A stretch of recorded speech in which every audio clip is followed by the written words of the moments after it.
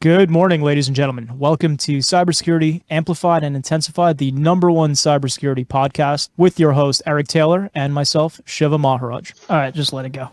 It is what it is. Welcome. We got Jon Murchison, Blackpoint Cyber, Allan Liska, Recorded Future, Matt Lee from PAX8, and Vince Crisler from Dark Cubes. And we have John Wetzel joining us soon. Well, I wanted to open it up a little bit. I know we kind of talked about this a little bit last time, but with RE-Evil kind of going quote unquote dark with some of the minions that have been arrested, it's definitely opened up and let LockBit 2.0 kind of go out. And I know, Allan, you and I were, kind of commenting in our own threads and kind of mixing around a little bit on a couple of them in Twitter that, we're definitely seeing a little less of the high powered or the high brand name ransomware groups, if you want to use that term, really kind of coming back, except for LockBit 2.0, and as of this morning, I've seen that LockBit 2.0 has successfully breached out the efile.com, which is a big national company for filing IRS tax and state tax refunds, which is kind of a big freaking deal. They haven't published any information on their name or fame site yet, but I think they've only got a couple days left. So, one of the things we always have to be careful with LockBit is they have a tendency to overpromise and underdeliver, which is great for us. Sure. I think Valerie Markiv out of Paris did an analysis, and there were something like 60 of the big LockBit victims that turned out to be a third party, or it was just some data that was caught up in another attack. So we always have to be cautious, but obviously it could be really bad if it turns out to be what they say. And that being said, third-party ransomware attacks have grown to be a huge problem. You not only have to worry about your defenses when it comes to ransomware, but you have to worry about what all of your third parties are doing, or at least what they're doing with your data to make sure they're secure. I know more and more companies that I work with are not just relying on questionnaires, but actual proof of, hey, how are you protecting our data in the event of a ransomware attack? And I just spit all over you all. Sorry about that.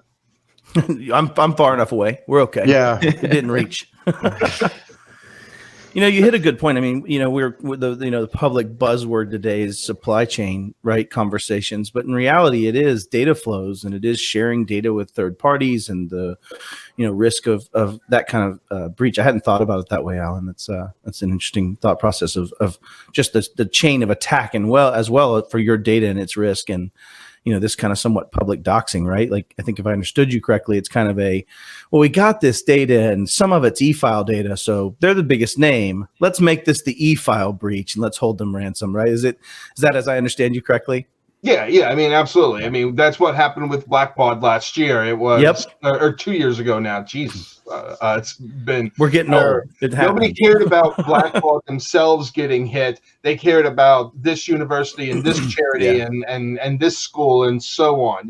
And so it really does become that problem. Like, it's Apple last year during their big event where. What was it? Quanta computer got hit with ransomware, but RE-Evil didn't talk about Quanta. They talked about how look at all this Apple data that we have. Yeah, that makes sense. So is it ego or is it branding? Like, why would you kind of both? Yeah, I do think it's a little bit of both. We kind of talked about in a business, you're getting notoriety and brand name and more business. So I suppose like some of this, like I want to pay you to get a target, like. Yeah, it's interesting. Well, and I wonder, especially the affiliate stuff, right? I mean, some of these groups, like when they bring a new affiliate, they have to bring a pelt to the table, and they want it to be a big, meaningful one. I mean, we stopped LockBit 2.0 a couple of months ago on an enterprise customer. This is like a major brand name, and they. Unfortunately, it wasn't a cool hack because it was so freaking easy to RDP in, which is what they did. Making my head. But this would have taken out the entire ERP platform for all of Asia for a massive brand name. And what was interesting is we had stopped probably 2 or 3 other times someone that came in that just won't close down this attack vector. It must have been them, but their tools weren't down. But I have my timeline up here. When you guys mentioned LockBit, I just searched it on my computer. It was at like 1753 RDP from the internet. 1757, they're already mounting shares on all the other servers. So they knew exactly. External SMB or mounting the other servers shares to other servers, just $sign, it's always like, the first step before you get smashed. But I thought you meant they were also allowing external SMB connections to the internet. They probably were mounting these shares. I'm like, oh my God. But they had a stolen Microsoft Dynamics account, which was, it was, Allan, I'm curious what you saw. This was the first time, we saw them. They were kind of sloppy. So in their kind of enumeration phase, they uploaded all their tools. And normally they kind of wait a little bit longer if they're any good. Until they know what's monitoring, until they know what EDRs, until they know what they have to. It was all Chinese tools. Which is surprising. I think it is what you've seen. So I think to your point, you have different levels of affiliates. That some are good, some are bad. And remember, we've caught affiliates all over the world. So, what we know, most of these groups are headquartered in Russia, but they have affiliates. I mean, there were 3 affiliates out of Canada that were arrested last year. And it's like, Canada? Was not expecting that. But, John, I think one of the things that you built on that I think is really important that people need to understand, and Eric and Shiva and I have talked about this repeatedly, I know the sexy thing is, we need this fancy EDR and we need this fancy AI thing. I say that coming from an AI company, and we need this fancy machine learning thing in order to stop ransomware. But also, you need to not allow RDP from the outside. Like, you really need to cover the basics. Just the hygienic aspects, right? Like the things that are just known. Yeah. Right. I mean, just in January, we worked with 2 healthcare providers that managed to stop a ransomware attack, and it was a third-party vendor that just RDP'd. The vendor was compromised, and they just RDP'd straight into the healthcare network. Fortunately, both of those networks had good identity and access management. And when that, creds from that vendor server tried reaching out to other servers in the network, they alerted and they stopped it. And I'm like, awesome, good job. And those were both PISA ransomware attacks. And it's like, you have to cover the basics before you can get to all the whiz bang stuff. Yep. And I mean, to some of the point that was discussed a moment ago about, just getting, the notoriety. I mean, it wasn't just but a couple of weeks ago that the affiliate for the Red Cross got breached. I don't know, maybe somebody could correct me if I'm wrong, but I don't know if the actual threat actor has actually been released or did their claim like, yep, we did it. It's been kind of quiet because now they realized, oh, fuck, that third party entity was dealing for the Red Cross. So maybe they did back down. But yeah. But what, though? I want to postulate, like, fast forward a little bit. I'm not saying that FSB arresting, the players of Soda Nakibi was, anything other than histrionics to some extent. But you are seeing a world where assets can be burned that were these proxy assets, right? You're starting to see a world where, just like in our espionage and in our, our clandestine services, sometimes you burn an asset. Sometimes you have this thing where it can turn on you. Well, if you are these players that have operated in a lot of the Eastern Bloc countries, in China, which this isn't changing there, but if you look at them and the government now turns on you and some of those things become quite public, you might see less of this attribution, chest beating, from affiliate gangs, right? Other than TTPs and the tools and the things that lead you there that help you. I wonder if you don't see less of this, oh yeah, we got you. Instead, they're like, we just want the money from the stupid data broker. We're not going to bring up the big fish that's going to get us like people with gasoline in trash bags and potentially a missile in grandma's window, right? Like, I think we might see some changes. Yeah, they're in a weird, I agree, because they become a liability. They're a useful tool and a useful standoff kind of force to create chaos and enrich folks. The weird part is they kind of half need to market so people know when their brand hits, they'll drop your shit. They're absolutely going to leak your data. But I agree with you. It's kind of interesting, and that was clearly, in my opinion, tied to this whole Ukraine-U.S. negotiations. Of course, I mean, we're back to that same combo again. So I don't know if they were drinking vodka like right after the fake arrest, or like trick the Americans some more, or if it was real. I mean, I will say we've seen the after effects of that with the and apologize for any kids watching, but with the _Maze Twitter account over the last 24 hours going on these drunken rants, and threatening security researchers and Brian Krebs and and everything else. So so I do think you're right, John, that there's been this. Well, we all I think we all agree that the arrests were kind of a showpiece, right? It wasn't a serious law enforcement action. I do think it has had some negative effect on some of these ransomware groups. Knock on wood, we've seen a real slowdown in the last week or so of publications to ransomware extortion sites. Doesn't mean that ransomware attacks are slowing down. Please, nobody take that from it. But the publication of data on some of the bigger ransomware extortion sites is slow to a crawl. Well, Alan, I just told my board we always have like a Wednesday, 8:30 a.m. kind of like pre-zone update, and I told them I was like, I hate saying this because I'm gonna eat my words tonight, but the past month we have had quite a drop. I mean, we had a save last night. Don't you Ricky Bobby me, Jon Murchison. I know. Yeah, I know. I love that movie. But we've seen a little bit of a drop in activity. I mean, we did. And Alan, we'll share this with you guys because we got some Power Ton stuff a couple of years ago, the Iranian stuff. We got their whole kit and we shared that with you guys. But we stopped pretty darn sure Chinese nation state the week of Thanksgiving. And there was some interesting kind of tradecraft in there. And definitely evading a couple EDRs fully, not even like a single, kind of alert. So it's an interesting space. I don't know what's going to happen with this whole Russia thing, but I got to think there's going to be some cyber activity going on, but it's probably not going to be in the name of ransomwaring, random places. I think it's going to be a little probably more serious if it happens.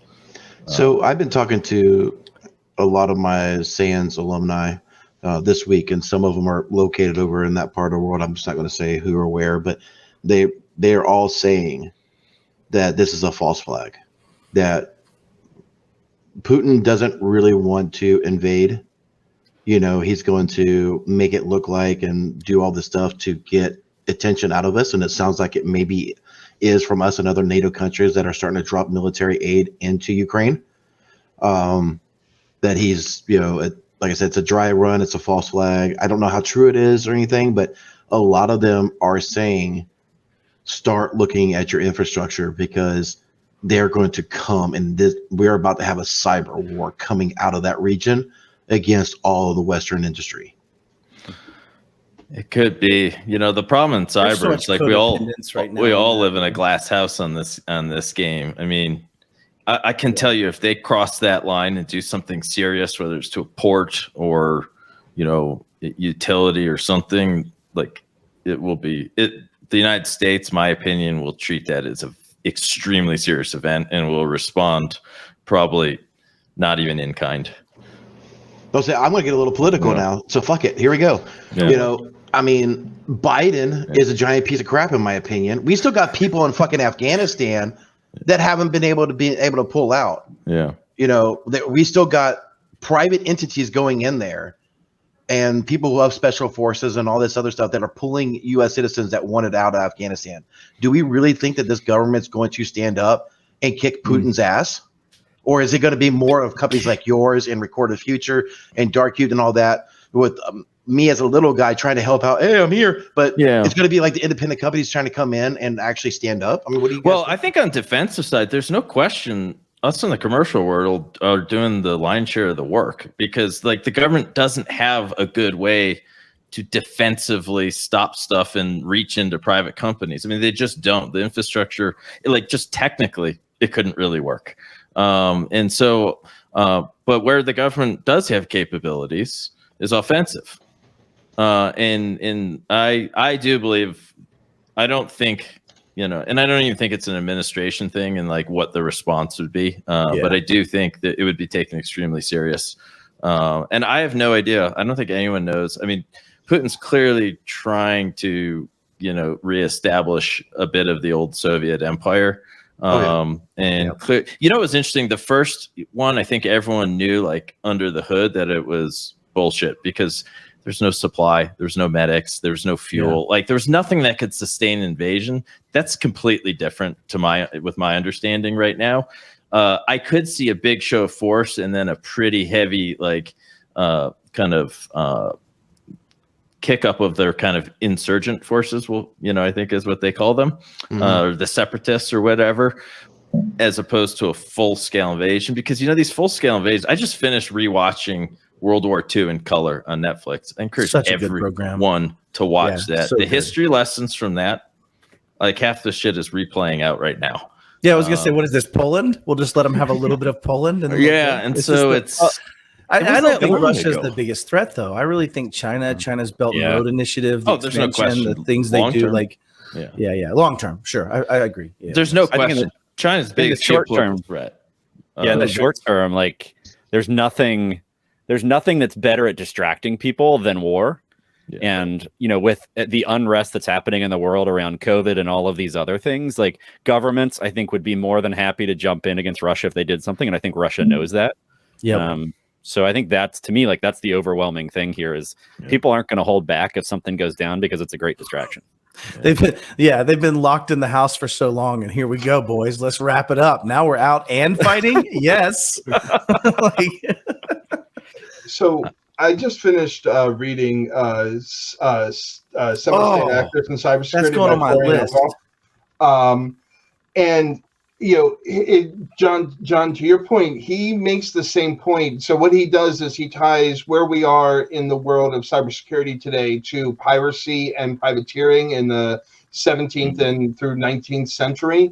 And exactly to your point, one of the things that was a challenge for countries was they didn't have navies. They didn't have professionalized navies to protect the waters. So they paid people, they paid mercantiles, they paid privateers to go in and protect trade routes and commerce and so on, who then, as they established their navies, those privateers became kind of pirates. And it's interesting to see the parallels. I don't know that I fully buy the argument entirely, but I do think the parallels are really interesting between what was happening on the waters in the sort of the 17th to the 19th century and how that evolved, and what's happening in cybersecurity today. Because you're absolutely right. They're both unregulated. They're both semi-international. They both don't have defined laws and bodies of governance. Like, absolutely accurate correlation. Yeah, and we're leaving cybersecurity up to private companies to protect. And now part of that, at least in the US, is nobody wants the government to come in and offer protection. Until they've been hit, then whatever free services you can get from the National Guard or FBI or whatever are often really appreciated. Sometimes not, but often, like, okay, we're overwhelmed. We really need the help. But I do love the analogies, and it's definitely an interesting conversation. Plus, you get to read about pirates, which is always fun. Right. That's super cool. I just posted a link in the chat, and I think Eric's going to push it out publicly. But it's a 30-year-old interview of a KGB defector talking about exactly how Russia looks to create division within democracies.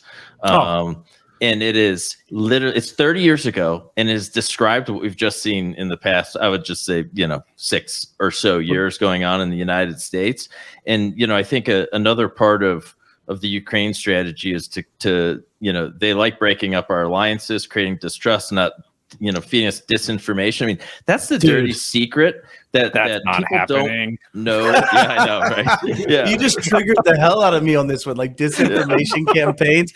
Well, you mean if you have two partisan situation, you don't create this tension that just tears them apart and drives them to completely be polar opposites instead of centrist? No. Watch this video. It is like, but I guess the point is they know this. And they've been doing this for a long time, and 1,000-year wars. They're an old civilization, right? They understand this. This is like Sun Tzu shit, and I think it's Ukraine's another interesting one. I mean, like, we'd have a lot better response if Germany would step up to the freaking plate, right? Sure.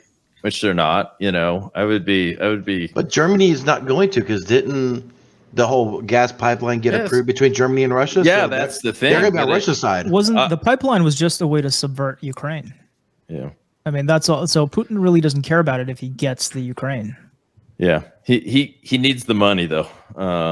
Their economy is very reliant on energy, almost entirely. You know, so it's an interesting one because they would have a lot more leverage if they were being like, yeah, pipeline's done. If you step foot in there, but you know, you can't just magically get gas over it. You'd probably there'd have to be a lot of work going on with Qatar specifically. They're a major natural gas producer, and they have the ships to actually get it moved. But Russia is developing their northern front with new ports. What is it, a $100 billion or $10 billion project up in the Arctic? And, and it's being done with Dubai World.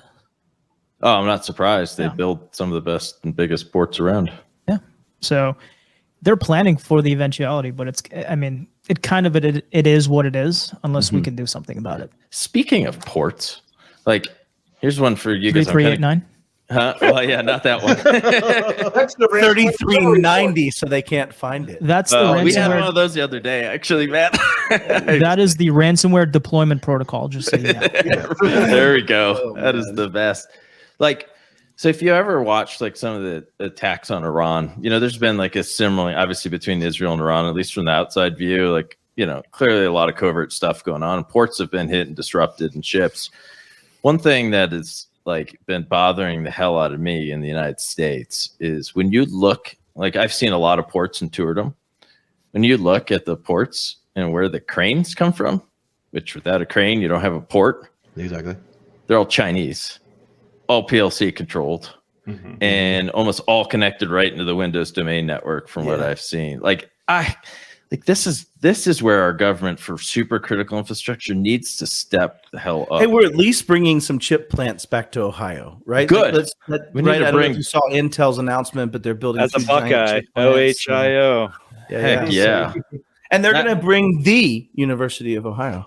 The Ohio State University. Well, this is one of the things that Vince always goes on about with Tuya. Mm-hmm.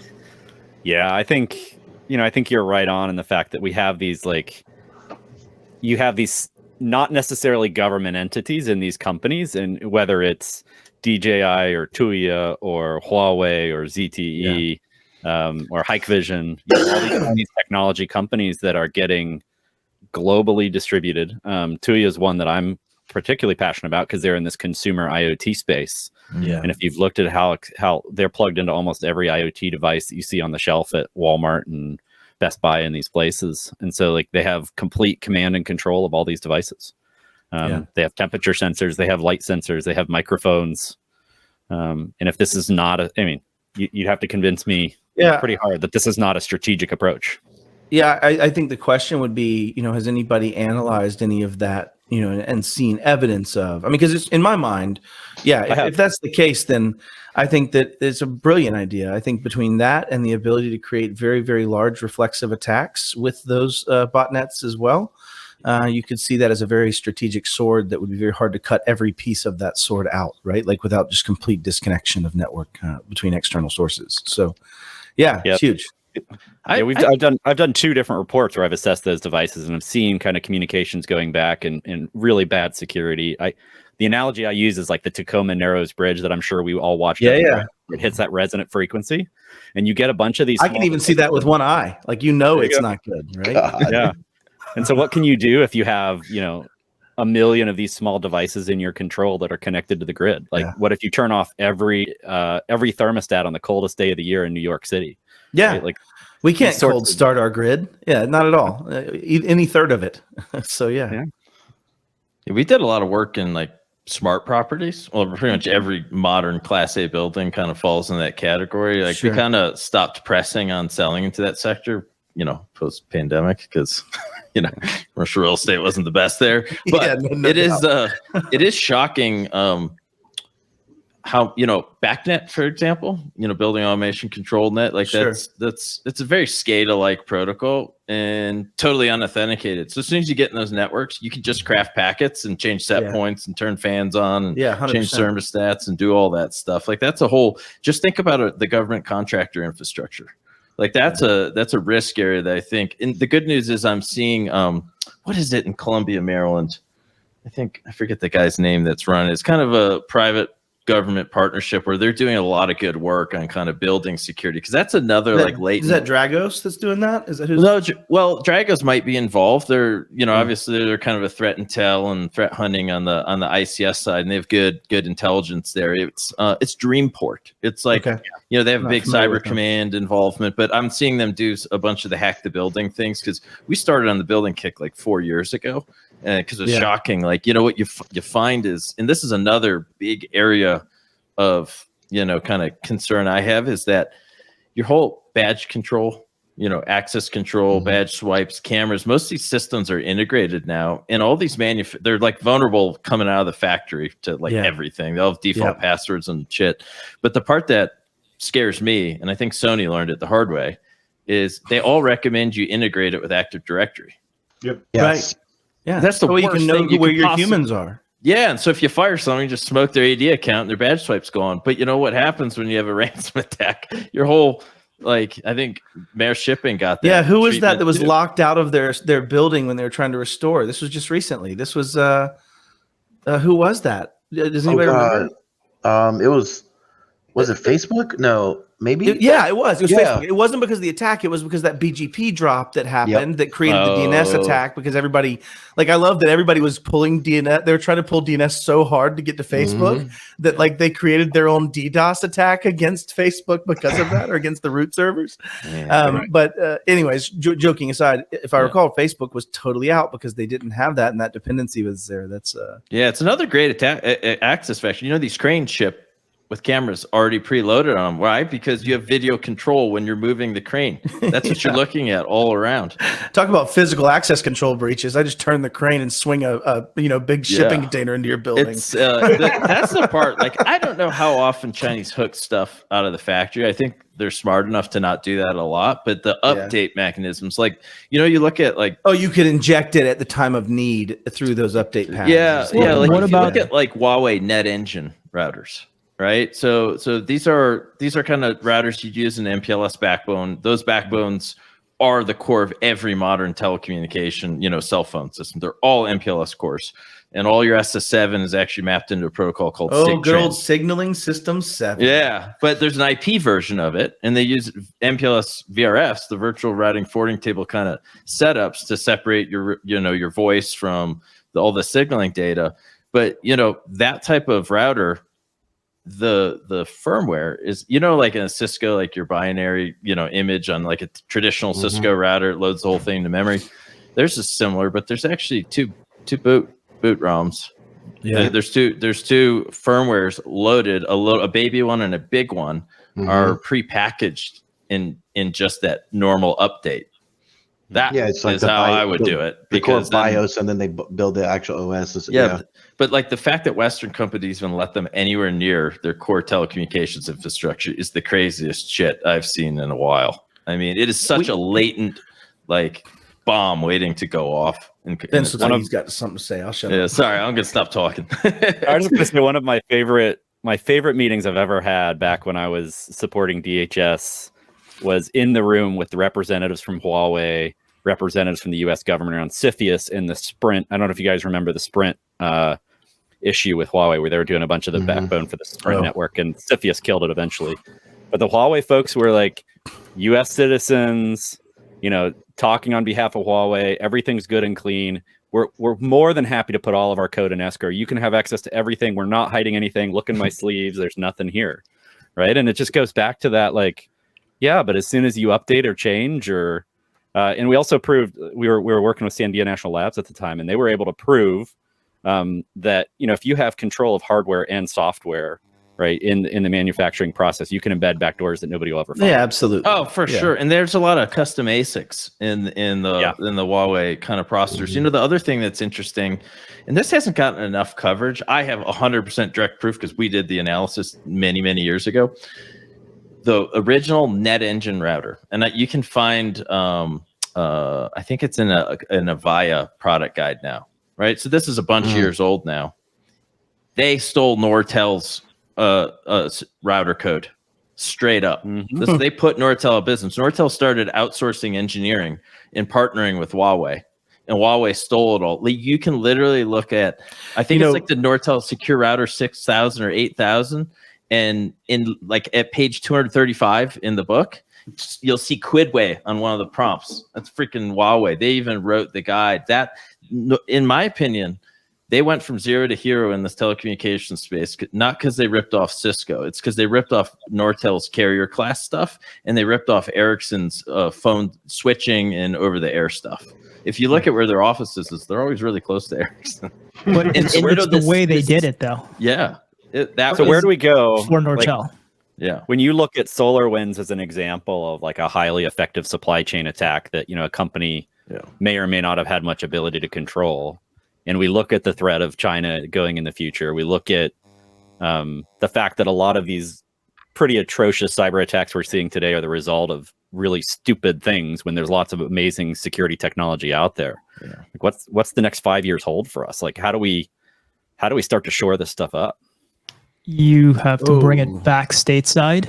And the biggest problem that the US has, and this is going to probably catch me a lot of shit, is you have a lot of multi-generational people that are younger than me or about my age whose family came from these countries that could be activated at any point in time. So I think it's harder for us to secure it, but it's got to be done domestically. And that's something we were talking to John about on the last episode with Matt about bringing everything back home. I think that the problem's significantly more nuanced. I mean, I think you could be speaking about a point, but my challenge is that we're going to have a lot of death. I think we're going to, and I don't mean that necessarily in physical humans, but I really mean that in companies, in loss, in financial loss, in conversations that put Allan and I sitting at the same country club talking about how he's no longer in business. Like that's the only way we change these things to where we start making this a professional, relationship. And what I mean by that is like, there's nothing that says I know a damn thing. There is literally no barrier to entry to be in this world and give advice along technology. There's none, absolutely zero. When I go to Microsoft and say, hey, Microsoft, why do you still allow insecure passwords as any part of anything? Why is that even part of it? Why would you not include MFA? We can't afford the market share loss because the people don't believe in this. That's where you're at. You go to China, you're no longer in business if you don't do what they say you're going to do next. Right? Or you're dead potentially in some of the Russian systems, right? So like you run into this world where we're fighting a hearts and minds problem. Our United States puts profit, and I'm a capitalist. I want to make sure I state that before we go down this road. But we put profit before other things, and that's always the case. And then you have an immature, unconcerned citizenry and an immature, unconcerned consumer that has no regulation or barrier to entry. Like we're back to where doctors were, 150 years ago. They had leeches and saws, and they could do those two things. But as Allan learned something and Shiva learned something and doctors started sharing and we started having this, we're kind of in that grassroots part of practitioners that understand what they're doing, that have gained some skill set, but there's nothing that stops the industry from having a trunk slammer walk in and say, no, you don't need to do that. We'll keep RDP open. No, your legacy infrastructure anchor is what you should be trying to get rid of every single minute, let alone the supply chain challenge. That's just the same challenge as somebody else's computer doing the same horrible shit you're doing as a vendor, right? Like, and I think the challenge we have starts at hearts and minds, vendor. I think we have other challenges in the sense that Congress gets to sit for thousands of years. We have challenges that drive this inability to bring a technology discussion that happened probably 50 times as fast as the Industrial Revolution, just over time and iteration and capabilities and technology. And yet, even the Industrial Revolution was a great example of how long it took us to have infrastructural support between public and private partnerships to drive the regulation, but also the builder that puts the stuff together right, and the inspector that checks to make sure that these nails are 16-inch studs. And we're not there in cyber, and we've been building this with profit first. And I think the challenges we face are so wide and so vast that we're going to have these events where companies lose public trust, and our adversaries get to win that basic kind of degradation of what we have as a society. It's what drives me to do what I do. But yeah, little string pull on that one. Yeah, So, amen. You make a lot of great points. I think the other thing I'm seeing, at least, is on the education front. I think our universities are doing an incredible disservice to cybersecurity. I thought you were about to support them. I was like, the universities are the ones that were hitting me the most often. Those guys are idiots. I literally have a rule. Get this. I will not hire someone with a cybersecurity degree. Yeah. I'm out. Right now, I'm not throwing shade. We love you, Eric. It's okay. But unless, okay, I'll make an exception if there's tons of hands-on. Why? Being a great security practitioner is a lot more like going through, like, I'm an apprentice, I'm a journeyman, I'm a master pipe fitter, or I'm going through a residency and I'm specializing in a discipline in the doctor world. And we as the universities are just taking money from these kids. They come out, they're button pushers. They don't know shit about fundamentals, unfortunately. And the reality is it's a progression. You have to be great at IT first, in my opinion, right? And then you can start moving into being a master at protecting that stuff. You got to know biochemistry before you start putting a scalpel in somebody. Right? Just the way it works so in I doctors, think this is where our government could really use a more national level kind of framework for a training program. I mean, I can assure you, unlike other parts of the government in cyber, they absolutely have within it this exact, like, apprentice, journeyman, master concept. And it's hard. That's a huge problem I think we're dealing with, because the talent, it took us, we just finally made a major hire to run our new we have a new skunkworks type unit coming out of our threat ops center. I started looking in June or July, just found the person.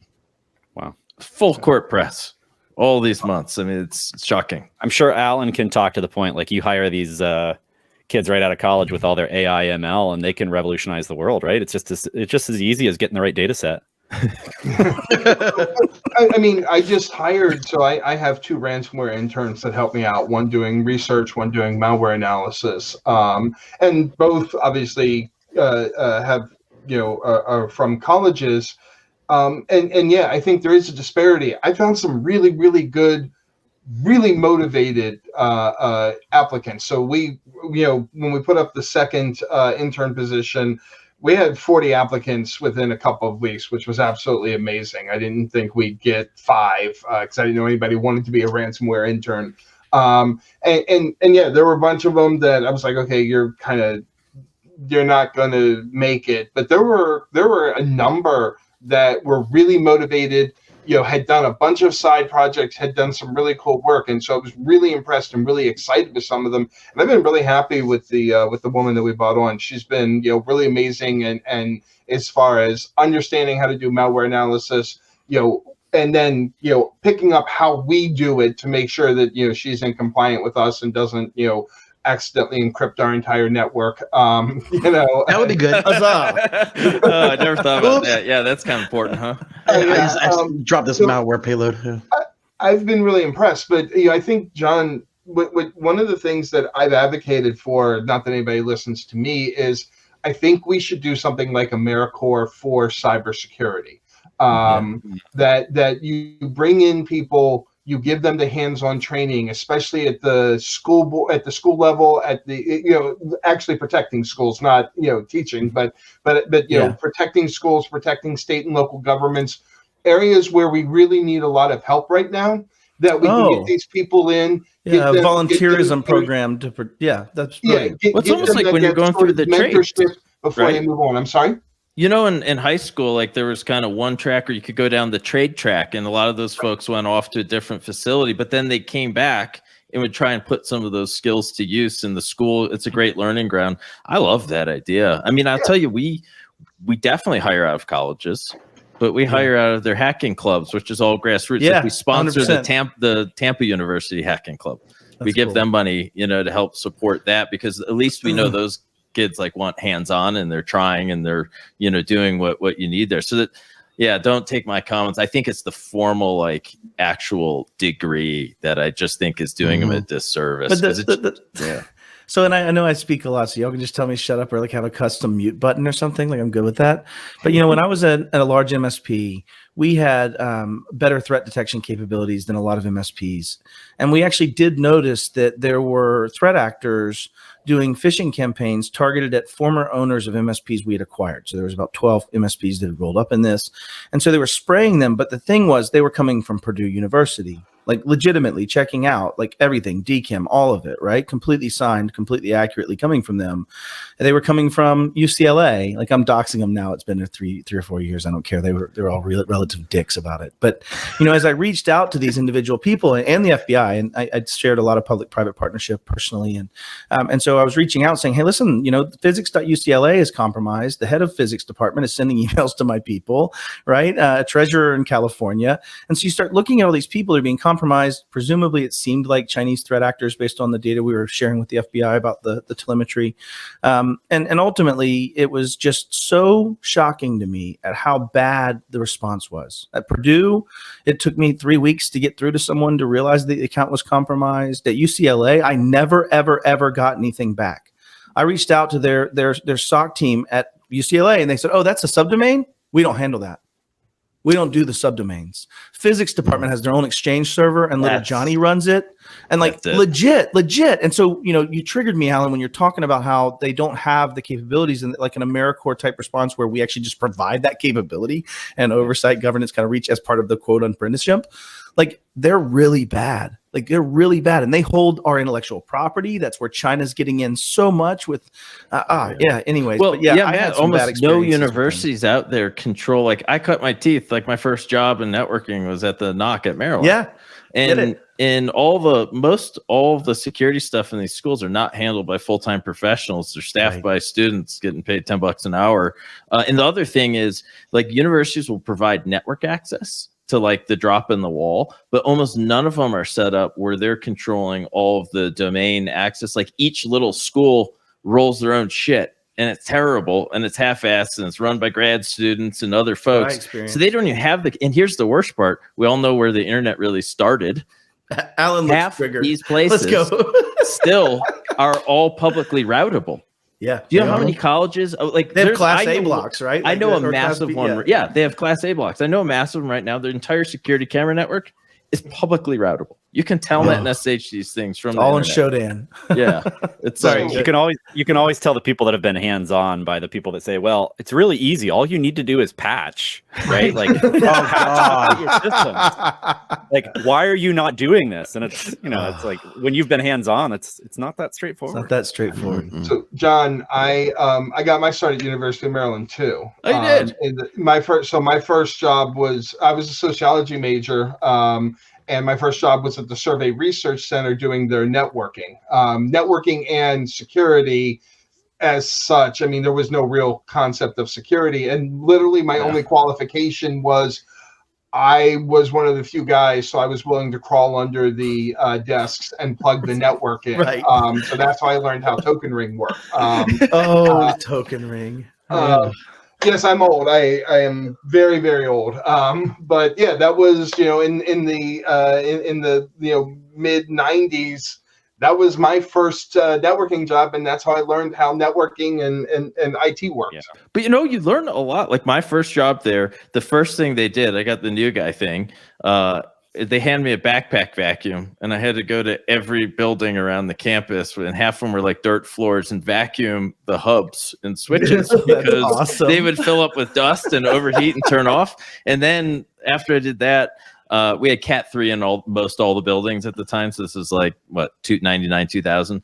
And I had to punch down entire like walls on 110 blocks of data. But and then it moved on to troubleshooting networking, combining the physical, but it's all those little building blocks and then configuring routers, deploying, building domains like that tee you up to have an actual view of either what you're doing offensively or defensively and put in context the operation that the bad guys are doing against you. And however the program, an ideal training program looks, it really has to start at such raw IT fundamentals. I mean, it's just you guys would be sick to your stomach if you sat in some of the. I used to do a bunch of the tech interviews for SOC analysts, and they would throw out a lot of buzzwords, but I'd ask a simple question. Are broadcasts routed between subnets by default? Like, it's really basic. Yeah. No one ever got it right.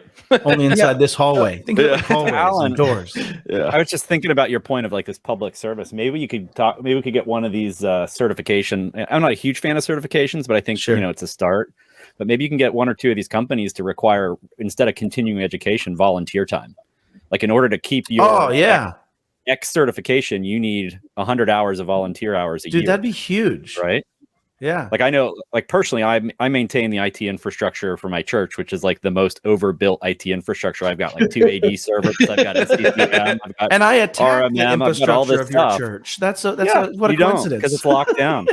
And his whole church is like one pastor and 4 people in the congregation. No. It's locked down. I tease. But the point is, like, being hands-on like that forces you to think differently about everything that's going on. Mm-hmm. Right. And so I think that would be an interesting thing I'm going to have to run with that, Allan. Well, but the other side of it is the force multiplier aspect of it, right? It's that if you set up an endemic program where people are expected to do volunteerism around cyber and expected to do volunteerism around their things, then you actually create that. Okay, Matt Lee now is going to create 30 hours in the next 3 years to maintain my ISC squared membership, right? Like, I'm now going to go volunteer that. So if you add up all those hours and that knowledge transfer and potential, I mean, it's not like people in the profession don't want to give.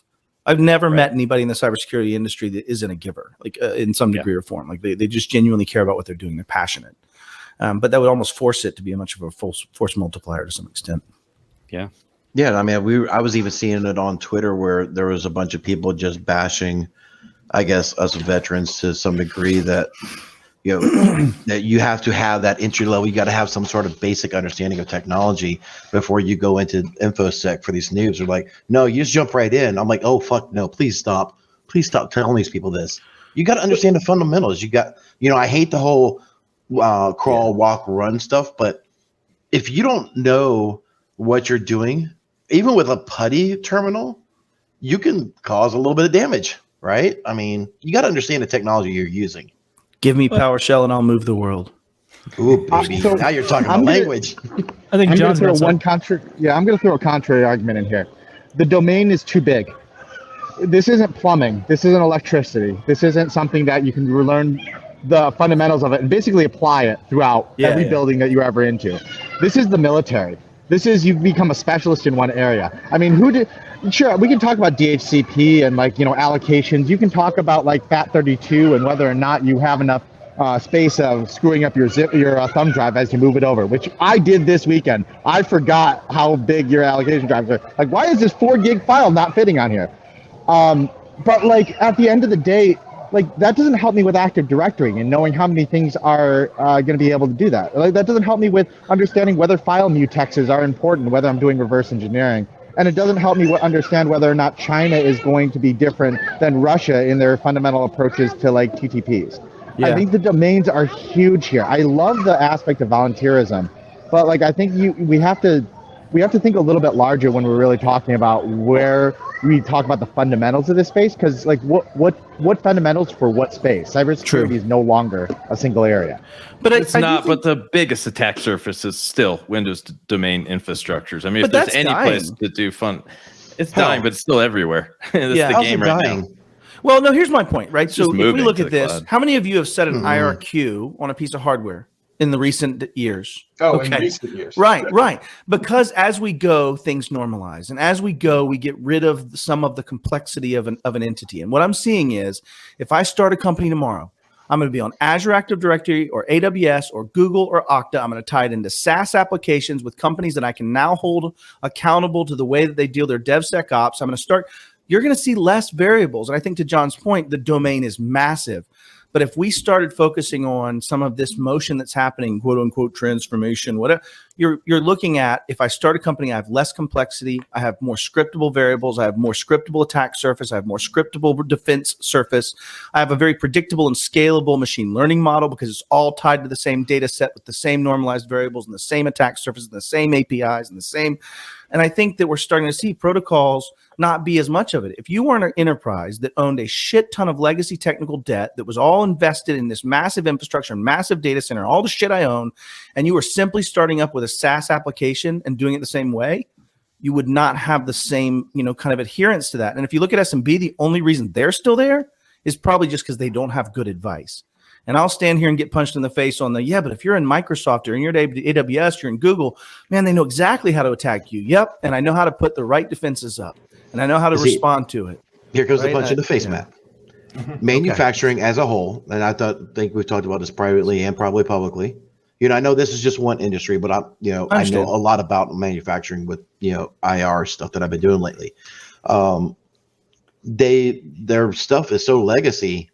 You're not putting them in the cloud. I don't give a fuck what anybody says. But I have a manufacturer. I have a manufacturer that is doing that has made up the crutches operationally to be able to say, what? The biggest problem is my DNC. The biggest problem is getting stuff to the machines to cut and getting that code in a secure way with CUI that's possibly part of it. And I have companies that are doing that. They're full AAD. They have no reliance. They've only extended it down to the machine that holds their DNC system that makes the OT crossover. Like the reality is it can be done. But Matt, it's just not going to be done. That is the business owner. Yeah. That's the business advisor. Owner that. Well, there's a little more nuance. We have hundreds and hundreds of manufacturer customers right now. I'll give you an example of I did a assessment on a major manufacturer in the auto industry. So just think like 100,000 endpoints in their network. They have a press. It's massive. It's 20 some years old. It was tens and tens of millions of dollars. It was only built to work on NT. It can't be upgraded. Like there's a lot of legacy production parts. Oh, I see them all the time. You can't just snap but your they fingers. Don't have to be on the network. In most cases, they can be done with overcoming methodologies like serial to IP extensibility. And that I agree with all day long. They got to separate that shit off their domain. Right. Straight up. Yeah. I mean, but no one does that. I mean, that's separation of IT and OT, right? So that we have providers that actually know what they're talking about. Them. We have a prison. We map, all the other devices we see in our kind of network map. I can see all the PLCs. I know exactly what that is. Oh my God. That's the door openers. Fucking door openers. Like we did a risk assessment for a prison in a previous company, and like the way you got to the PLCs was you unplug a network cable to a dual NIC on a computer. And if somebody forgot to unplug that, oh my God. So if somebody forgot to unplug it, everything was open. Right. And it's just like, oh, that's beautiful. Yeah. You need a license to cut hair, but anybody can manage a firewall. Right? You can drop exploits out whenever you want. There's a board of cosmetology in every state. The problem there goes for the vendors and the practitioners, because there are vendors out there who sell products that tell MSPs, hey, just buy our product. You will be an MSSP. Yeah, you're done. That's all you need to be secure and be a security company. So who do you hold accountable for all of this? I think it's got to be the practitioners and it's got to be the vendors. The answer is yes. Yeah. Ultimately. The practitioner should freaking know better. I like the apprenticeship methodology of I do too. Plumbers and electricians, where you spend time in the trenches, you get your hands dirty, and then when someone deems you worthy, you go take a test and get a certificate. Mm-hmm. The best offensive programs I've ever seen have a really structured, detailed build up. And it works.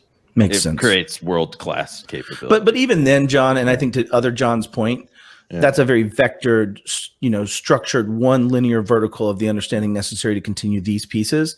And the generalist aspect, to his point, is also not that attainable in a lot of cases, right? I've been doing this for 15 years and still feel like I'm only 70% of where I would ever want to be. The domain is huge, especially when you get into application security. That's like, frankly, 110 degrees different or 180 degrees different than protecting secure code development cycle is definitely something separate than putting DHCP. It's really lame. If you're protecting an enterprise, you have to be an expert in Windows, straight up. I mean, because unless it's, some of the modern SaaS companies are all Mac and it's all in the cloud and it's different, but that's not the norm. The norm is a Windows infrastructure, whether the domain controller is in the cloud. They're almost all hybrid now that we see. There's still some old school on-prems, but you got to know that stuff. Oh, good, you can do Alan. the same shit. You can still Alan's been cut off like 19 times. I'm going to go, Alan, go ahead.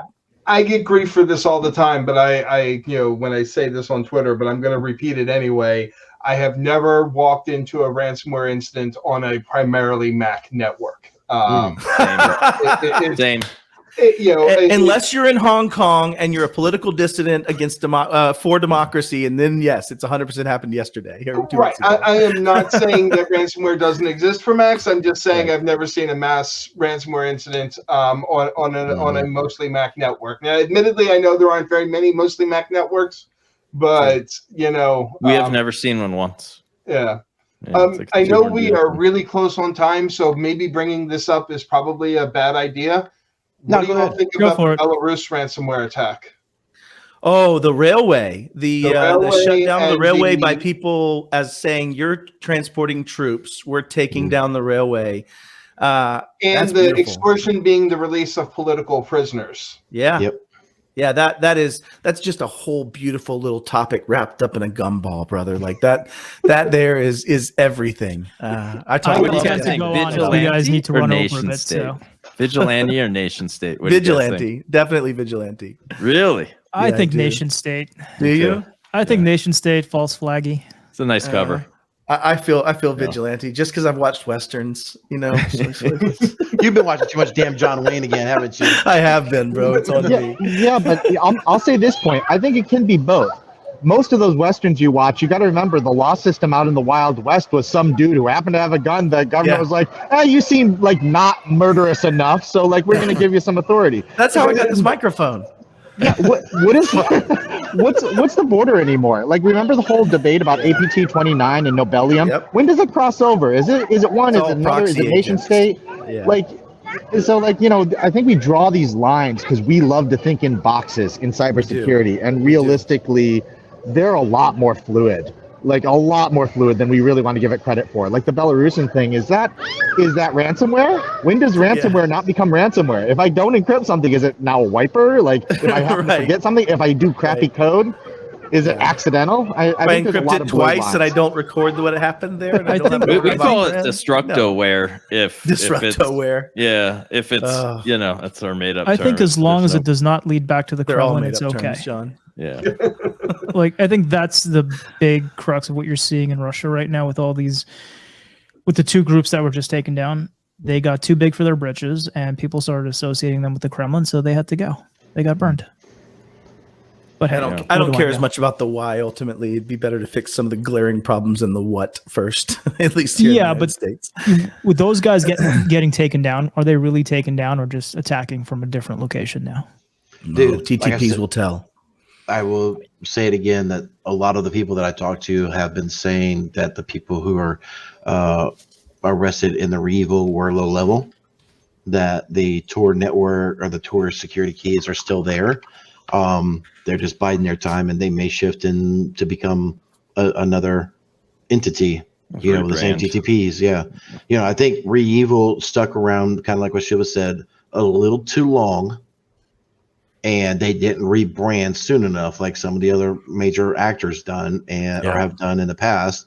And it was like, all right, you didn't change your company name in time. You're done. I don't think it's rebranding for them. I think the fact that they were so closely aligned with the Kremlin, where they had to go. Kremlin wants that plausible deniability. They don't want anyone drawing a line from A to B. Oh, naturally. Matt. So, anything else, John, Vince, Allan? No, this was great. I can't wait to do it again. Stick around. We do our little powwow after. You got some time. Yeah, the after show party starts in a moment. All right, Eric, you want to close it out? Ladies and gentlemen, and ghouls that are out there on the internet, if you have made it this far, thank you so much for tuning in for yet another episode of AmplifiedandIntensified.com. You know what? A recent change to the platform. Shiva has put together a new website, AmplifiedandIntensified.com. If you have heard anything that you have liked about this podcast and you want to engage Shiva or myself, or be able to help sponsor by donating us some coffee, all the links of our calendars, buying us coffee, past episodes of both the podcast and the YouTube version are all now on AmplifiedandIntensified.com. Go there for all of your needs. Thank you so much. And until next time, take care.